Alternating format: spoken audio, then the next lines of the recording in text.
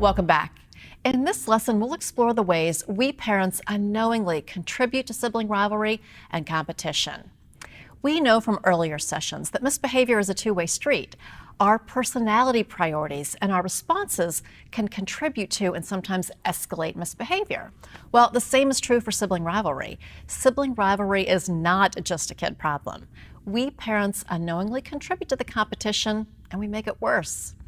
We talked about the perils of labeling kids back in session 2, but let's take a look at how labels, positive or negative, fuel the competition between our kids. Let's talk about negative labels first. Of course, when we use negative labels, it's very discouraging to the child. Not only does it rock his sense of belonging and significance, but over time, the child tends to live out his label. When he hears you refer to him as bossy, that label is reinforced and he's likely to continue that bossy behavior. When you refer to her as shy, she continues the shy behavior. The child becomes the label. Now, we don't mean to label our kids, and usually we don't even think about labels as we use them, especially when we use them to explain away or excuse our kids' behavior. We might say, oh, she's just shy. That's our attempt to explain why one child won't say hello to another kid on the playground. But our labels have more of an impact on our child's perception of himself than we might imagine. Of course, we want to avoid directly labeling our kids, but we also want to avoid indirect labels, like when confidentially labeling our kids to other adults.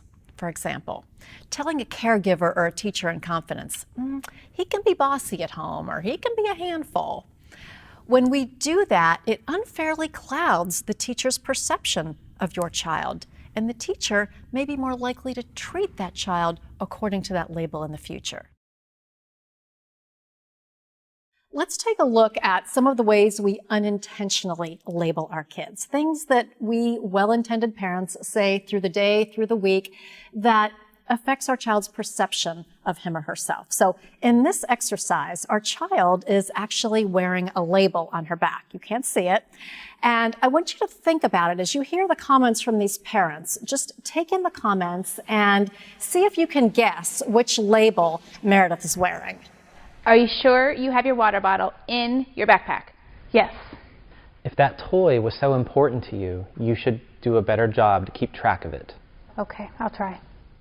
Your brother never forgets his lunchbox. I know. If you would put your stuff away, you would know where it was. Okay.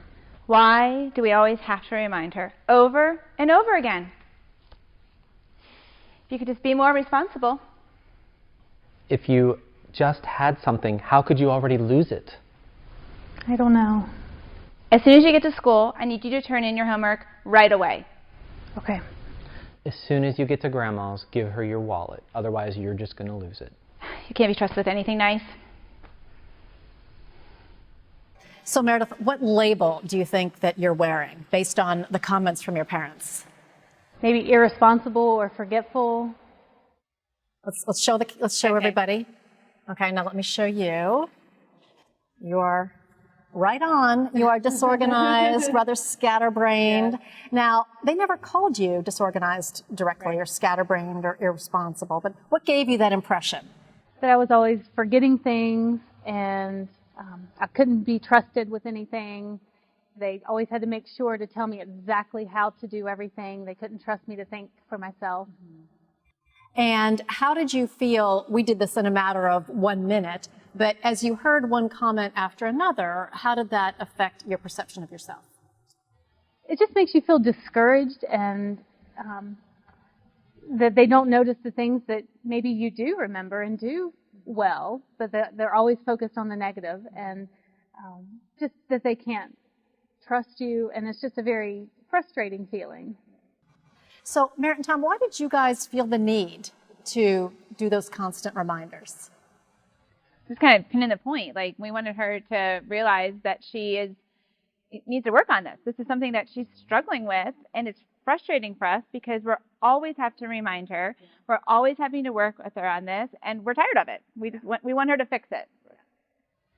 And if we have to, if we don't do this, then it's going to interrupt our day later, because will have to take her water bottle or her lunch or, take more money to grandma's because she lost it or forgot it. Yeah. And it felt to me like all of your comments, your feedback were well intended. It was for a training purpose or helping you learn or remember. But again, comment after comment, day after day, week after week, it does affect your perception of yourself. Right? Yeah, there's no encouragement for the times that I did remember to make me want to do that more. Yeah. Okay, great. Thanks, guys. Okay, we're going to do one more round of the unintentional labeling. In this exercise, our child is wearing a different label. So again, take in all of that feedback and see if you can get a sense for the label she might be wearing. Why do we have to fight you on everything? Maybe if you didn't have such a bad attitude, things would go so much easier. Why do we always have to go through this with you every time? How many times do we have to tell you over and over again? Why can't you just play nice? I can't do this today. She is never going to cooperate. I don't even know what she's upset about now. Why do you always have to have your way? Everyone was playing nice until you showed up. Why is it so hard to understand? Okay, how did that feel? Not very fun. Not very fun. No. So what label do you think you're wearing? The first thing that comes to mind is difficult. Just rebellious, unwanted. So let's show everybody else what your label is. You nailed it. Great. I guess. You are the difficult one, the problem child, right? So they never said these words. Right. So what gave you that impression? Their tone of voice, how frustrated they were, and then obviously everything that they said was in relation to me was negative, that I wasn't really wanted or enjoyed, that I was more of like a struggle. So let's go back to that. I didn't feel like I was wanted or enjoyed. I know that was not your intent, right? We're frustrated. We can't get you to do what we want, but it was horrible. I didn't like it at all. But from the child's perspective, again, and it's not like you're delivering all of this feedback in a 1-minute setting, but it's throughout the day, throughout the week. Those comments are cumulative, right? And it's cumulative in terms of your perception of yourself. Right. You're not a problem child, though. Thanks. So let's get back together with the group and see what everybody else thought. I think we need to do a group hug for our disorganized child and our problem child. So for those of you who are observing the role play, tell me, you put yourself in the children's role. So tell me what you were thinking, what you were feeling as you were hearing all of that parent feedback. And I think I was kind of imagining what that would feel like, and I guess what came to mind was almost wanting to think of like, well, no, that's not all I am. I don't always do that, and kind of trying to really refute that or find a way to, not be what they were saying, or how I can, defend myself, really. So they were creating that label for you, and you were trying to resist it. Yeah. And getting kind of upset, like, well, but no, not all the time. Just imagine that feeling. Let's talk about that. So we're discussing labels in session 5, which is our sibling rivalry session. How does this labeling in our families, positive or negative, affect sibling rivalry and competition? Especially with older and younger. Like we have a son who's very busy, he's kind of wild, and so he's the one that we give a lot of attention to because we want him to be a little bit more restrictive and not so wild, whereas our older daughter is well-mannered and can go places, so then she craves attention. So it's, so she's the one now craving attention, and he's the one getting attention for his wrong behavior. So it's definitely put labels on both of them, but it's also an age thing too. I mean, there's a lot in play there that can get in play. I think one thing I see that is unintentional when it's positive labels is, for example, I have a son who's athletic, and he gets a lot of credit for being athletic. And I have another son who, while I know he has athletic ability, does not want to pursue that because he's probably fearful of not living up to the athletic older brother. Absolutely. How many of you have families in which that's the case? One child tends to wear one label, even positive ones. One's athletic, one is more studious. The good eater or the picky eater. Oh, the good sleeper, right? Yes. And so think of that from a sibling standpoint. If you're the good eater, well, You know what you are. You're the bad eater. You're the picky eater, right? The good sleeper. So those labels, positive or negative, really create an atmosphere of competition between our kids. And again, it's a great way for them. They pigeonhole themselves, but it's also a great way to compare and contrast with their siblings. So let's go back to the disorganized child and the problem child. So think about that child. How much throughout the day, either one of them, throughout the day, how much feedback do you think they're probably hearing from their parents on that topic? Constant. Jacqueline, tell me about that. I mean, it's frustrating. At a point, you almost feel like it would make somebody paralyzed, and not really know what to do. Again, kind of almost going back to what we were talking about before with the negative direction. So don't do that, or it's confusing and discouraging. And when the child starts to wear that label and take on that label, that's who they are. And I think particularly with kids who are high energy, spirited, strong-willed, difficult, if we're going to use that label, they tend to get a lot of that negative feedback, right? All day long, all week long, please don't do this, please stop doing that, you need to do. We're constantly giving them that corrective feedback, and that really fosters that perception of themselves as the difficult one. And so that's our opportunity to really shift that. And with a lot of the tools that you learned in session 2, with encouragement, that's a beautiful opportunity, because if we can replace a lot of that corrective feedback with encouragement, it can totally shift the way the child views themselves. So the first part is just kind of being aware of that feedback that we may be giving, and then thinking, okay, how can I cut back on 50%? If we just cut back on 50% of the corrective or reminding or whatever that feedback is that's fostering the negative perception, and replace it with encouragement, wow, like what a big difference that makes for the child, right? Any other thoughts, perceptions, comments on this exercise? I was thinking that, like, for the disorganized child, if you're constantly following behind them and making sure they don't forget, then you're never letting them fail at small things. And then what's going to happen is later in life, you're not going to be there, and they're going to fail in something much bigger with bigger consequences. So. Absolutely. And we had talked about that, y'all remember, in session 3 with the no rescue policy of consequences. And, it's just what you're saying. We have to let them fail at the little things, and then they get some experience with that. They develop resilience, and they know that they can bounce back. It's not a big deal, and they can learn for the future. But if we never give them that opportunity, if we're constantly hovering over them to remind or protect or rescue, whatever it is, we're really doing them a big disservice. It's that short-term, long-term parenting thing, right? It's hard in the short term for us, but it's really what they need in the long term. Okay, thanks everybody. Now, let's talk about the effect of positive labels. Positive labels can be equally discouraging and especially fuel sibling rivalry. We all know parents use positive labels with the best of intentions. We want our kids to feel confident and believe that they're smart or athletic or pretty. But as we talked about in session 2, there are several problems with placing positive labels on kids.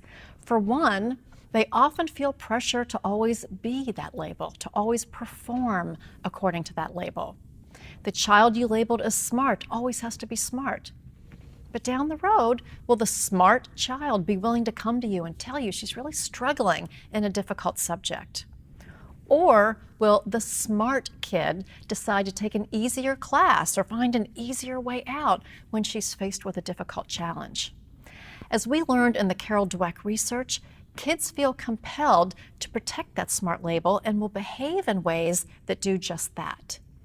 In addition, positive labels have a big-time impact on sibling rivalry. Think about it. If you're the smart one, I can only assume that I'm the not-so-smart one. And if you're the athletic one, I'm clearly not. And if I'm mom's wild one, then you can feel pretty superior being the good one. Anytime we label a child, positive or negative, we draw comparisons and we create an atmosphere of competition. We unintentionally force our kids to compete for their place in our family and for belonging and significance within their roles. The effects of this competition can continue into adolescence and adulthood. Go to any family reunion and you'll know exactly what I mean.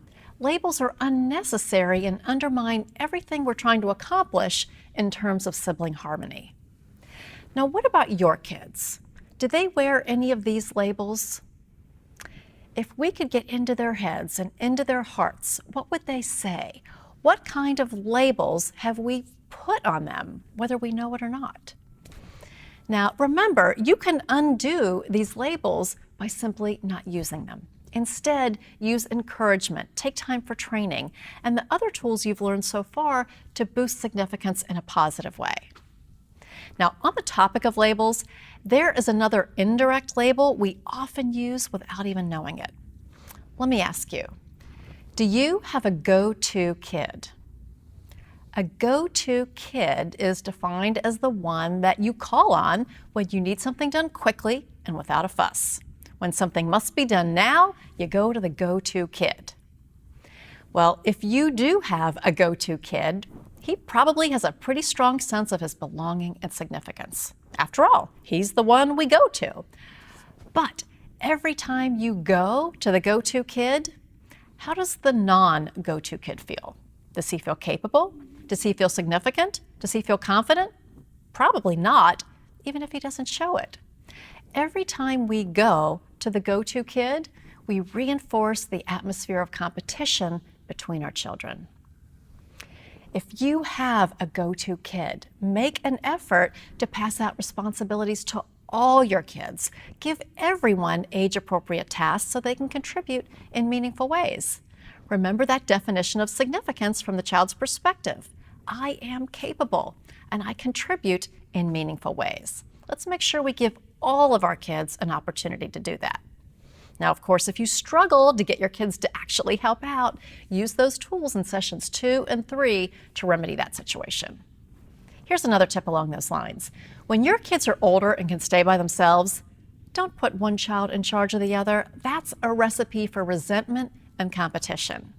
Instead, make everyone responsible for themselves and for specific tasks. So Mom put me in charge of preparing lunch, you're on cleanup, I'll call Mom for our afternoon check-in with her, and you pick the movie we watch. Everyone is responsible for themselves and for specific tasks during the time that Mom or Dad will be away. Okay, one last tip on how we parents contribute to sibling rivalry. Does this ever happen at your house? Okay, let's see who can get upstairs the fastest and get ready for bed. Let's see who can get dressed the fastest. Does that sound familiar? While that can be expedient because the competition gets kids moving, we just created more competition. And worse, we created a situation in which we have a winner and a loser. And you can be sure that leads to resentment, which builds up month by month, year by year. Sometimes parents will say, but Amy, competition is a fact of life. And that's true. But rest assured, your kids will encounter plenty of competition out there. Let's not create unnecessary competition within our own families. The family needs to be a place where kids feel safe and unconditionally loved and not stressed out by how they measure up to their siblings. On the topic of competition, if your kids are highly competitive with each other, you may want to self-assess how you view competition. How competitive are you? Very often in families in which the adults have a high regard for competition and performance, the children tend to be more competitive with each other. Also, if your kids are highly competitive, think about playing cooperative games when you do family game night. In these types of games, kids have to work together to be successful rather than competing against each other. You can do an online search for cooperative family games and find lots of great options. The two big messages in this lesson are, first, avoid labels, positive and negative. Labels pit one sibling against another and can have a lifetime effect on the sibling relationship and on the child's perception of himself. And second, don't create unnecessary competition within the family. We talked about a number of ways to downplay that competitive atmosphere. These two small tweaks can make a huge difference over time in fostering each child's sense of personal significance and building more cooperative and supportive sibling relationships. Beyond that, let's look at some other ways we can proactively reduce sibling rivalry before anyone throws the first punch. To do that, we want to go back to the toolbox. The most important thing we can do to minimize sibling rivalry is consistent mind, body, and soul time. While we fill their attention baskets with one-on-one time, they get a big dose of belonging and significance, and they don't have to compete with their siblings for our attention during that time. If you have so much competition that one sibling won't let you do mind, body, and soul time with the other, we have to get that resolved immediately. That's a clue that we have a deeper issue with competition for your attention, and that's the precise reason we have to do mind, body, and soul time. Please review the advanced module on mind, body, and soul time for very detailed solutions on how to fix that specific problem. Now, here's another idea to minimize sibling competition. If your kids could benefit from some joyful together time, or maybe a younger child constantly pesters the older one, schedule sibling mind, body, and soul time. Schedule it and let them take turns picking the activity so they can fill each other's belonging and significance baskets. When they have that one-on-one time getting into their siblings' world, they'll build emotional bonds. You'll find their levels of empathy and kindness will increase, and the competition will go down. It's a win for everyone. Along those lines, encouragement doesn't have to come only from parents. With some training, your kids can get into the habit of encouraging each other or noticing the ways their siblings show kindness or help out. You can start this process by making observations of encouragement. Wow, Lucy, wasn't that thoughtful of Harry to share his snack with you when you dropped yours? Or if one child has been struggling with science and has a big test coming up, suggest to the other sibling she write her sister an encouraging note to send in the lunchbox. The more everyone is on the same team and encouraging each other, the less kids will feel the need to compete with their siblings. You'll also take time for training and creating a decision-rich environment. Remember, the more capable and empowered each person feels, the less need they have to compete with their siblings or exert their power over their siblings. They'll feel their own sense of belonging and significance. But do keep in mind, while you're working on consistently using the tools I just mentioned, siblings have long histories, and it may take some time to right this ship. I always tell parents that sibling rivalry is one of the behaviors that takes longer to turn around. First, because of the history between them, which began the day baby number 2 came home from the hospital. And second, because of the advanced skills required to resolve conflict peacefully. Don't get discouraged if your kids aren't getting along swimmingly overnight. Just keep using all your toolbox strategies, plus the new ones that you're going to learn in this session. While we work on the root causes of sibling conflict and rivalry, we still have to deal with the fighting that happens along the way, right? Plus, conflict happens between friends, neighbors, cousins, and into adulthood. So in the upcoming lessons in this session, you'll learn a 4-step solution to minimize sibling rivalry and fighting. And solution 1 is up next.